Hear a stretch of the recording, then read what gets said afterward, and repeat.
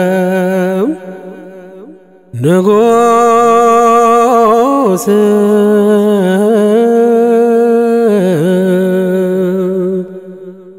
በስመ አብ ወወልድ ወመንፈስ ቅዱስ አሐዱ አምላክ አሜን። የልዑል እግዚአብሔር ቤተሰቦች ይህን የምትሰሙ ሁሉ በእግዚአብሔር ሰላምታ እንደምን ዋላችሁ እንደምን ቆያችሁ? አሜን። ምህረት ቸርነቱን አብዝቶ እስከዚህ ያቆየን አምላካችን ስሙ የተመሰገነ ይሁን። አባታችን ሆይ የሚለውን ተከታታይ ትምህርታችንን አሁን እንቀጥላለን። እግዚአብሔር አምላካችን በቸርነቱ እንዲያስተምረን ቅዱስ ፈቃድ ይሁንልን። ባለፈው ክፍለ ጊዜ ታስታውሱ ከሆነ አባታችን ሆይ በሰማያት የምትኖር የሚለውን ጸሎት ውስጥ አባታችን ሆይ የምትለዋን ብቻ በሰፊው ተመልክተን ነበር። በዛሬው ትምህርታችን በሰማያት የምትኖር የሚለውን እንመለከታለን። እግዚአብሔር አምላካችን በቸርነቱ እንዲያስተምረን ቅዱስ ፈቃድ ይሁንልን። እንግዲህ አባታችን ሆይ በቤተክርስቲያናችን እንደምታውቁት በዜማም በጸሎትም በስግደትም በማንኛውም መንገድ የሚጸለይ ታላቅ ጸሎት ነው። ከመካከል ያሉ ቃላት ደግሞ ለብቻ ተለይተው የሚዘመሩበት የሚዜሙበት ጊዜ አለ። አባታችን ሆይ በሰማያት የምትኖር ብቻውን ወይም ደግሞ ስምህ ይቀደስ ብቻውን ወይም ደግሞ ወደ ፈተና አታግባን ለብቻው ይባላል። እንደዚህ የተነጠለ ለምንድነው? እያንዳንዱ ቃል በዚህ አባታችን ሆይ በሚለው ጸሎት ላይ ያሉት እያንዳንዱ ቃላት የየራሳቸው ሰፊ ትርጉም እንዳላቸው ቤተክርስቲያን ስለምትረዳ። ለምሳሌ ስጋው ደሙ ስንቀበል ዲያቆኑ በመጨረሻ ላይ ናኩቶ ይላል ጽዋውን ከፍ አድርጎ በዚያ ጸሎት ላይ በተሰጦ መልክ ምን መልሰው አቡነ ዘበሰማያት ይታባን እግዚኦ ስተመንሱት አቤቱ የሰማያት አባታችን ወደ ፈተና አታግባን ነው። ያውን ከአባታችን የጸሎት ላይ ነው የተወሰደው። ለምንድነው ሁለቱ ቃላት ብቻ እዛ ላይ የሚባለው ብትሉ ሰው ስጋው ደሙ ተቀብሎ ዲያብሎስ ፈተና ያጋጥመዋል። ክፉ ነገር በጎ ነገር ባረግን ቁጥር ክፉ ዲያብሎስ ፈተና ማምጣቱ አይቀርም። ስለዚህ በሰማያት የምትኖር አባታችን ሆይ ስጋህን ደምህን ተቀብለን ወደ ፈተና አታግባን ብትለዋን ብቻ እናዜማለንና ጸሎቱ ለየብቻው እየተወሰደ ስምህ ይቀደስ ለብቻ የሚዜምበት ጊዜ አለ። ኃይል ክብር ምስጋና ለዘላለም አሜን የሚለው ለብቻ የሚመሰገንበት አለና እያንዳንዱ ቃል በጣም ጥልቅ የሆነ ጸሎት ነው ማለት ነው። ዛሬ የምንመለከተው በሰማያት የምትኖር የሚለውን ነው። እንግዲህ አባታችን ሆይ ብለን በሰማያት የምትኖር እንድንል ያስፈልገበት ወይ ቃል የሚያመለክተው ምንድነው? ብዙ አባቶች ሌሎች እንዳሉ ነው። አባታችን ሆይ ብቻ ብለን ብንጸልይ በምድር ብዙ አባቶች አሉ አባት የሚባሉ። ስለዚህ ከዛ ከምድር አባቶች ስንለይ በሰማያት የምትኖረው አባታችን ሆይ ብለን እንናገራለን። ምናልባት በመጽሐፍ ቅዱስ በማቴዎስ ወንጌል ምዕራፍ 23 ከቁጥር 9 ላይ ጌታችን ማንንም አባት ብላችሁ አትጥሩ ብሎ ተናግሯል። በሰማይ ያለው አባታችሁ እርሱ ነውና አባት አትበሉ ይላል። ይህ ምን ማለት ነው? ይህንን ይዘው አባቶች የሚባሉ ነገሮች የሉም ሊሉ የሚሞክሩ ሰዎች አሉ። ይህ አለመረዳት ነው። ክርስቶስ ስለመጨረሻው አባትነት ነው በዚህ በማቴዎስ ወንጌል ምዕራፍ 23 ላይ የተናገረው። ነገር ግን ታዲያ በምድር ያሉ ሰዎችን አባት ብለን መጥራት እንችላለን ወይ ወይም ሊጠሩ ይገባቸዋል ወይ ካልን ሐዋርያው ቅዱስ ጳውሎስ በኤፌሶን ምዕራፍ 3 ከቁጥር 14 እስከ 15 ያለው በርግጥ ርዕሰ ጉዳዩ ሰፊ ስለሆነ ይህ ቃል ግን በሰፊው መልስ ይሰጠናል። ባጭሩ ማለት ነው ምንድነው የሚለው? በሰማይም በምድርም ያለ አባትነት ሁሉ በርሱ ለሚሰየምበት ለእግዚአብሔር አብ እንበረከካለሁ ይላል። በሰማይም በምድርም ያለ አባትነት ሁሉ የሚሰየመው በእግዚአብሔር አብ ነው ይላል። ስለዚህ በሰማይ ብቻ ሳይሆን በምድርም አባትነት አለ። የዛ የአባትነት ሁሉ ምንጩ ግን እግዚአብሔር ነው። እግዚአብሔር አባትነትን እናትነትን ባይሰጥ ወላዲ ዓለማት ፈጣሪ ዓለማት እግዚአብሔር ነው። አባትም እናትም ሊባል የሚገባው እሱ ብቻ ነበር። ነገር ግን በሱ ፈቃድ በሱ ስልጣን የተሰየሙ አባቶች በምድር ላይ አሉ።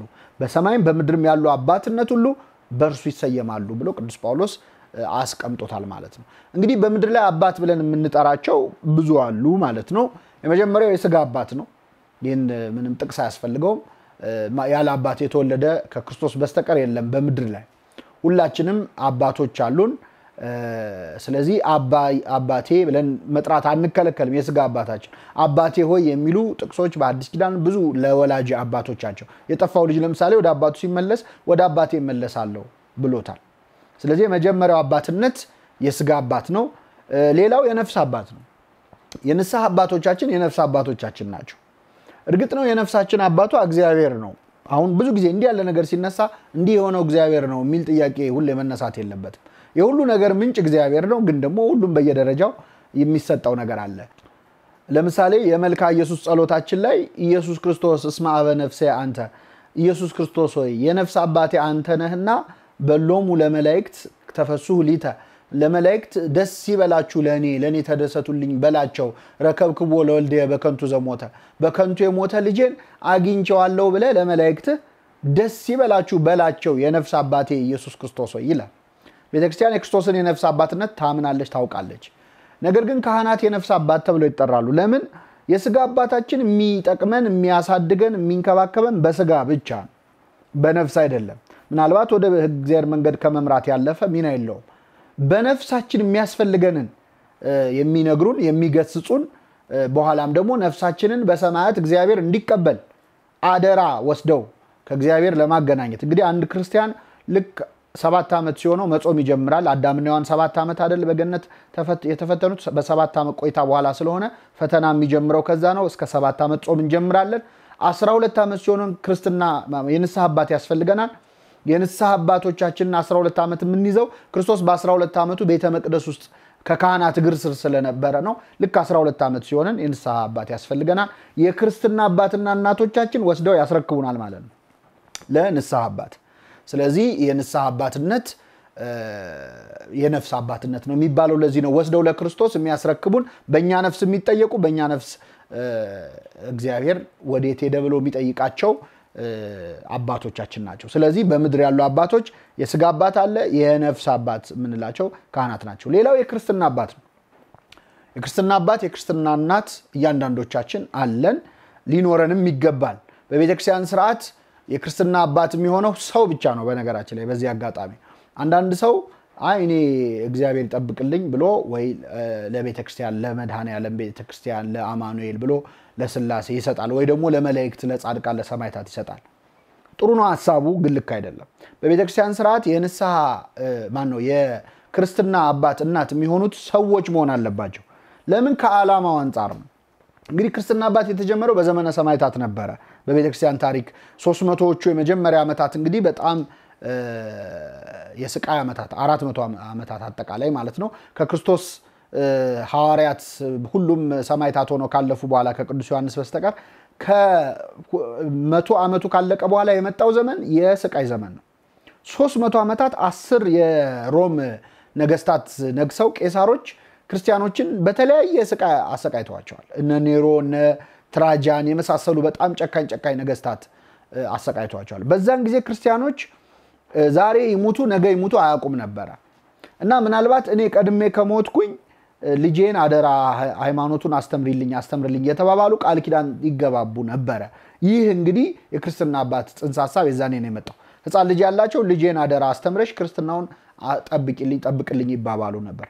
ከዚያ ወዲህ ነው የተጀመረው። አሁን በቤተክርስቲያናችን ስርዓት አንድ ሕፃን ልጅ ክርስትና ሲነሳ የክርስትና አባት የሚሆነው ወይ እናት የምትሆነው አውራ ጣቱን ይዘው ጸሎተ ሃይማኖት የሚለውን ጸሎት ይደግሙለታል። ምንድነው ቃል እየገቡ ያሉት? ይህን ልጅ ሲያድግ አሁን የደገምኩትን የሃይማኖት ጸሎት አስተምረዋለሁ፣ ሃይማኖቱን አሳውቀዋለሁ። እሱ አሁን ሕፃን ነው የሚረዳበት ጊዜ አይደለም። ሲያድግ ግን አልተረዳውም እንዳይል ሃይማኖቱን የማሳወቅ ኃላፊነቱን እኔ ወስዳለሁ ብለው ወይም ብላ ክርስትና አባት እናት ይሆናሉ፣ ሕፃኑን ልጅ ወክለው ማለት ነው። አንዳንድ ሰው አይ ለምን ያስፈልጋል እሱ ሲያድግ ሲገባው ለምን አይጠመቅም ይላል። ግን በመጽሐፍ ቅዱስ ሕፃኑ ነው የተጠመቁ በጣም ብዙ እንዳሉ ሐዋርያት በሄዱበት ቤት ከነቤተሰቦቻቸው አጠመቁ ይላሉ። 8 ቦታ አለ ሐዋርያት ሥራ ላይ ከነቤት ከመላው ቤተሰብ አጠመቁ ሲሉ ያው ሕፃን ያለበትም ነው። መቼስ ሕፃን የሌለበት እየፈለጉ ቤተሰብ አያጠምቁ። ስለዚህ በዛ ምክንያት ነው ልጄ አድጎ ሲገባው ይጠመቅ ምናምን የሚሉ ሰዎች እንደው ሌላ ነገር ሲሆን አይሉም። ለምሳሌ ልጆቻችንን ክትባት እናስከትባለን። አይ ልጄ አድጎ የክትባት ጥቅም ሲገባው ነው ማስከትበው ግን የሚሉ ወላጅ የለም። ምግብ እናበላለን። አይ አድጎ ምግብ የተመጣጠነ ምግብ ምን እንደሆነ ሲገባው አንልም። ለምግብ እና ለክትባትኛ ኃላፊነት ከወሰደን ለጥምቀት እንዴት አንወስድም? ምክንያቱም ሰው ባይከተብ በስጋ ነው የሚታመመው፣ ባይጠመቅ ግን የእግዚአብሔር መንግስት አይወርስም። ስለዚህ ለልጆቻችን ይህን እናደርጋለን። ወላጆች በሕፃንነት ቢሞቱ እና ሀብት ንብረታቸውን ልጁ መውረስ ካለበት እድሜው አልደረሰም ተብሎ ያምልጠው አይባልም። በሞግዚት ፈርመው ይወርሱለታል።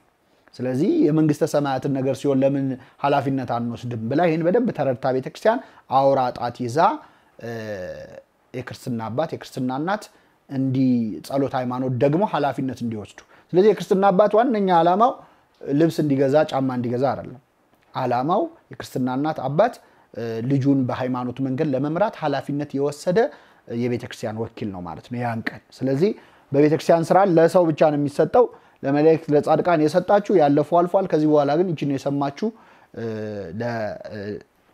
የሚያስተምር ሰው እንድትሰጡ አደራ እንላለን ማለት ነው ሌላው የቀለም አባት ነው ያስተማሩን መምህራኖቻችን አባቶቻችን ናቸው አንድ ቀለም የነገረ አባት ይሁን ሁለት ቀለም የነገረ ፈጣሪ ነው ይላሉ ምን ማለት ነው አንተን የቀረጸ የመከረ ሰው ማለት ነው አባቶቻችን ንግበር ሰባ ባሪያ ነው በአምሳይነ ሰውን በመልካችን እንደምሳሌያችን ንፍጠር የሚለውን ለመምህራን ይተረጉሙታል መምህራን እነሱን አስመስለው አሳክለው ሰው የመተካት ስራ ይሰራሉ በዛ ወለዱት ይባላል በትምህርት መውለድ ማለት ነው የትምህርት ልጆች አሉና በእኛ ቤተክርስቲያን ይሄ በትክክል ተጠብቆ ገሌ ገሌን አስተማረ ገሌ ገሌን አስተማረ ተብሎ ለምሳሌ የድጓት መምህራን ካሁን አንስቶ ድጓ እስከ ቅዱስ ያሬድ ወደ ኋላ ሄደው መቁጠር ይችላሉ የኛ አባቶች ገሌን ገሌ አስተማረው ገሌ ገሌን አስተማረው እየተባለ ይሄ የቀለም አባትነት በጣም ተከብሮ አባቶቻችን እንዲላሉ አባትነት በጣም በእኛ ቤተክርስቲያን ትልቅ ዋጋ ይሰጣዋል ብሂላበው እየተባለ አባቶቻችን እንዲላሉ እንደዚህ ይላሉ አንተ ዝም ብለህ እኔ ብያለው እንዲ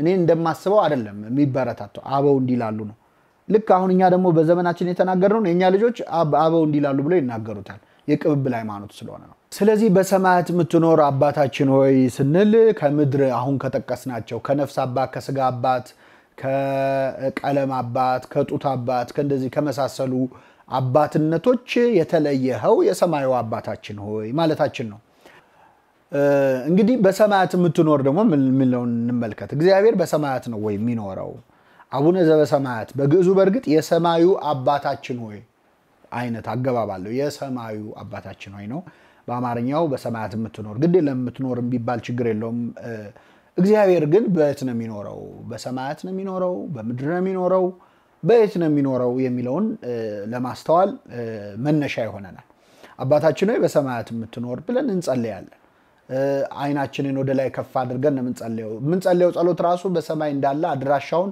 እያሰብን እንደምንጸልይ እኛ ቤተክርስቲያን አይን ጨፍኖ መጸለይ አይፈቀድም ቢከለከለው በእርግጥ ሰው አይኑን ሲጨፍን ኮንሰንትሬት ማድረግ ይችላል ሚለውን ሳናውቅ ቀርተን አይደለም ግን በመጽሐፍ ቅዱስ ላይ ጌታችን መድኃኒታችን ኢየሱስ ክርስቶስ አንድም ቦታ አይኑን ጨፍኖ ጸልዮ ያውቅ እንግዲህ እኛ አራያችን ሐዲስ ኪዳን ላይ ክርስቶስን መምሰል አይደለ ዓላማችን ስለዚህ ክርስቶስ ደግሞ በስራው ሁሉ በነገር ሁሉ ካሳየን ነገሮች አንዱ ወደ ላይ አይኑን አንስቶ ጸለየ ነው የሚለው እጁን ዘርግቶ ነው ስለዚህ በሰፊሃ እጅ በመዘርጋት አይንን ወደ ላይ በማቅናት እንጸልያለን እስኪ ምረን ድረስ አይናችንን በሰማይ ወዳለው ወደ አባታችን እናነሳለን የገረድ ከመቤቷ ፊት አይኗን እንደምታደርግ ይላል ነብይ እግዚአብሔር ዳዊት እስኪ ምረን አይናችንን ወደ እግዚአብሔር እናደርጋለን ይላል ስለዚህ አይናችንን እናነሳለን በልባችን ጉልበት እንሰግዳለን እና በሰማይ መኖሩን ለማሰብ ነው ወደ ላይ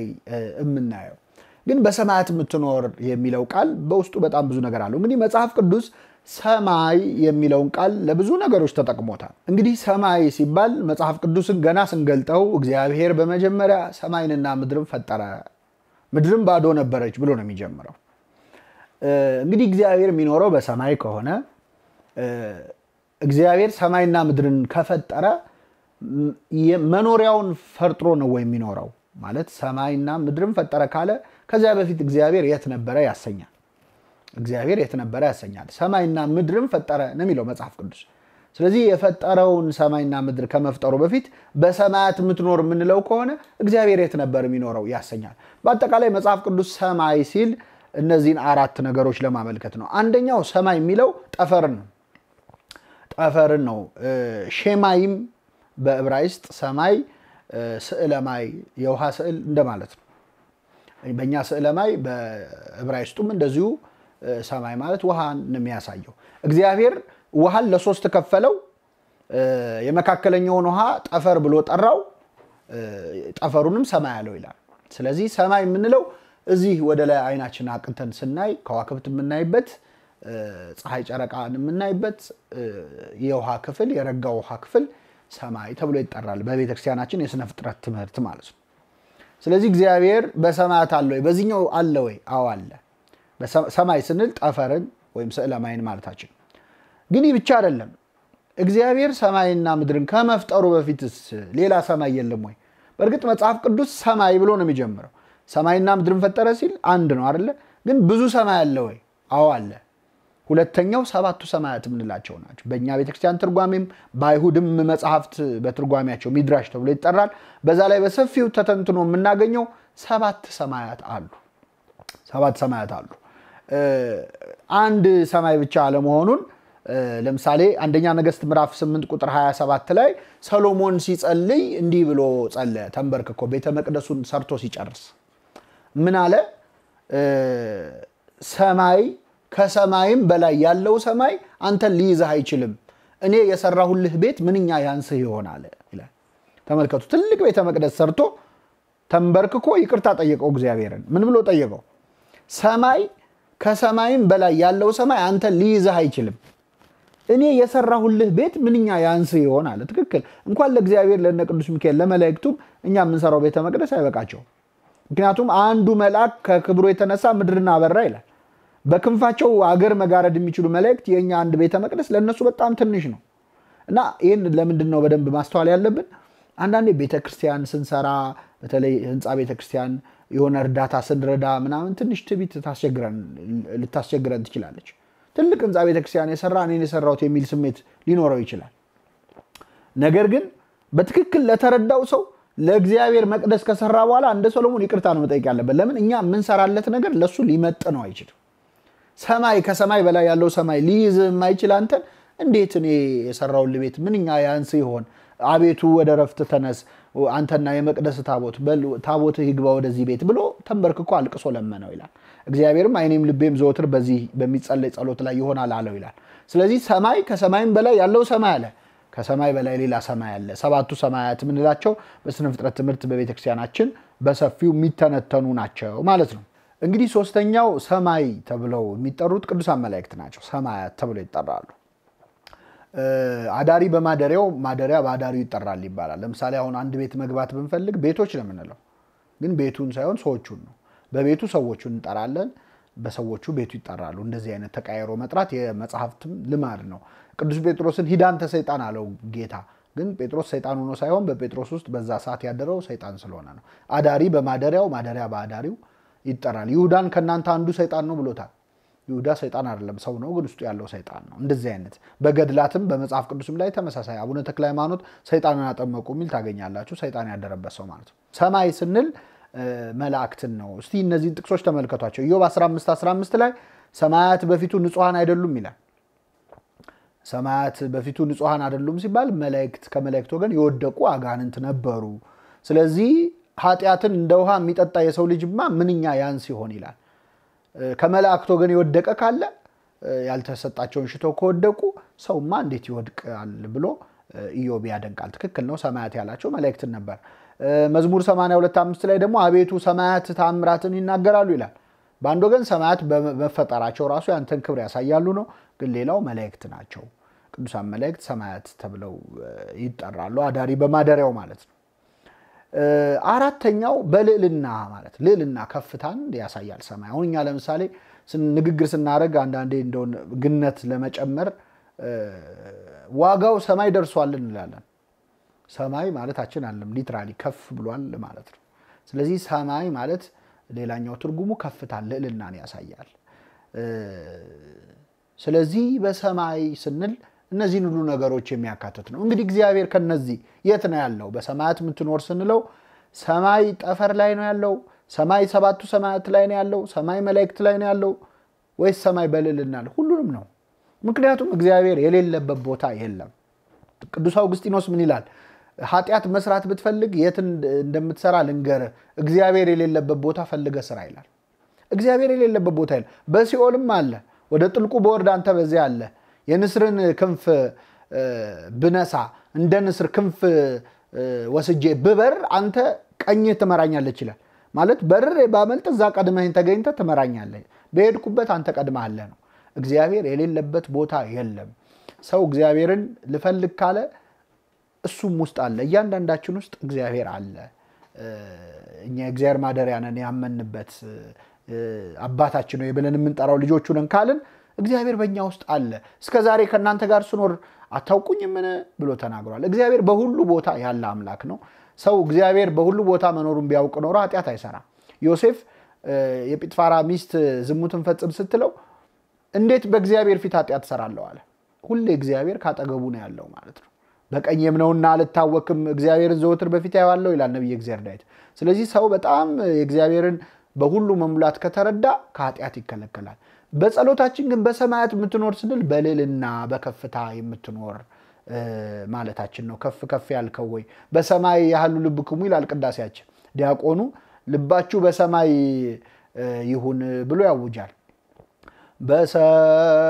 በሰማይ ያህሉ ልብክሙ ሲል አልሰማችሁም? ቅዳሴ ላይ ልባችሁ በሰማይ ይሁን እወ ያህሉ በሰማይ ልብነ። አዎ ልባችን በሰማይ ይሁን። በእንተ ስምከ አጽናነ በስምህ አጽናን ወረሰየነ ድለዋነ የተገባንም አድርገን ይላል። በሰማይ ያህሉ ልብክሙ ማለት ምድራዊ ነገሩን ብቻ አታስቡ። እስቲ በሰማይ ይሁን ልባችሁ።